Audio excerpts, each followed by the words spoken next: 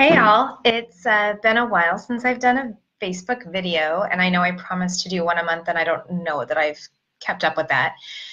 But I was having an interesting conversation a couple days ago with a colleague, and um, after spending many years, well, let me just actually start at the very beginning.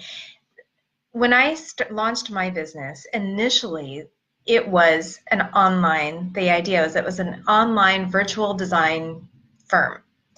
I wanted to provide design for affordable design, I should say, for everyone. I wanted everyone to be able to have access to design.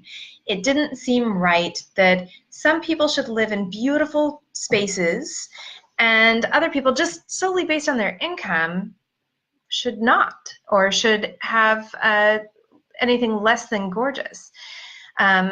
Because interior spaces affect our mood. They create, we wake up happy when we look at something that makes us happy. Not surprising.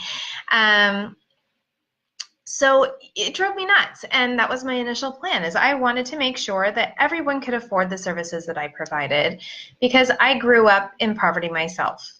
And I thought that it was important for to not be exclusive. So fast forward 5-6 years, however long I've been doing this. I'm losing track now. The grays are showing. That was when I started my own business. I had worked in firms and worked for high-end residential kitchen designs and things like that. Now that, after I've had some time, and I've worked on many of those projects where clients came to me and said, even just in the last few years, clients came to me and said, I want just a concept. I can't afford a full design. Or I want a kitchen design that I'm going to buy the cabinets from my friend who builds them because it's really cheap, or I'm going to go to IKEA or wherever. We want to help people. We want to say, oh yeah, sure, I can draw an IKEA kitchen. After years of doing these types of projects, each and every one has been a disappointment for the homeowner in regards to what they get out of their design.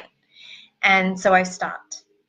And the reason that it's a disappointment for the homeowner is because full service design is very time intensive. Typical kitchen design, I would say, well, no, let's just look at a furnishing, just furnishings and accessories for one single room. I have a project right now that I'm working on where I'm sourcing the furnishings, I'm finding the fabrics, I'm building, like each piece is completely custom. So far, I've spent over 100 hours on that project. So knowing that I've spent 100 hours just so far, it's not finished yet. That's not even a detailed kitchen. There is a lot of time and research and coordination and working with the consultants and the contractor. So if you're on, let's just say you've got a $20,000 budget to remodel your kitchen. At the lowest, at the minimum, you're looking at probably about $5,000 to hire a designer. So your $20,000 budget just got reduced to 15. At that point, you're taking so much out of the value of your home that it may be worth considering just going to the IKEA planner on their website and doing it yourself, or going to Home Depot where they provide free plans. So the thing that I'm trying to say here is that we want to help everyone. We want to provide affordable design services, but when we do, it's not really a design. It's a quick idea or a snapshot or something along those lines. And yeah, we can sure still do that. If a homeowner wants a full kitchen design and has a $20,000 budget and comes to me, I typically say, okay, go to Home Depot, wherever you're going to buy your cabinets from, because a custom shop is not really logical at this point. get your free design laid out. Then if you feel like you really want a high-end designer's second set of eyes, bring it back to me. Sorry about the dinging, my computer open. Bring it back to me, and I'd be happy to give it a once-over and break out my red pen and make notes on it and make suggestions. And no, the designers at Home Depot probably won't like it if you come back to them and say, I brought it to my designer and she says that this is crappy. Don't do that. Be nice. Come on. You bring it to your designer. We'll go over it and just say, hey, you know what? I took some time to review this and I'd like to make these changes. Easy as that. So yeah, it's possible to do design affordably, but not with a designer, not with a formally trained, certified or vetted, credentialed designer. That is something that is reserved more for the $80,000 kitchen, which is actually kind of the norm that I'm seeing right now, between $60,000 and $80,000 to do a kitchen.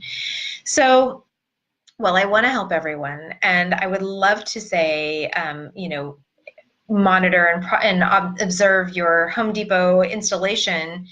It's not the best use of your money.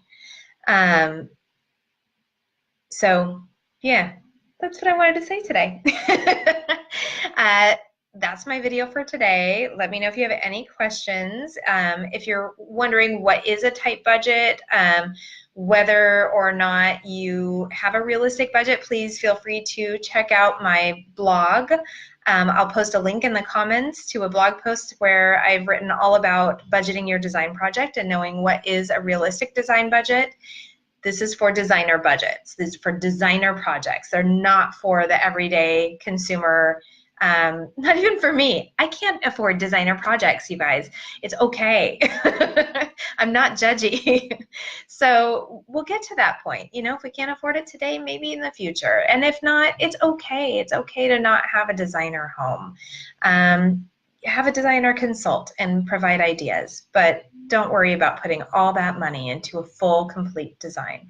So I'll post a link to the how to budget your design, and I'll also post a link to our design services, which includes design consultations, a single 2-hour meeting in your home where we can review any challenges that you have, even bring sketch paper and draw out some ideas. A full design won't happen. It doesn't happen in 2 hours. It happens in 100, 150, 300 hours. So, but we can certainly get you a good start and maybe even follow up.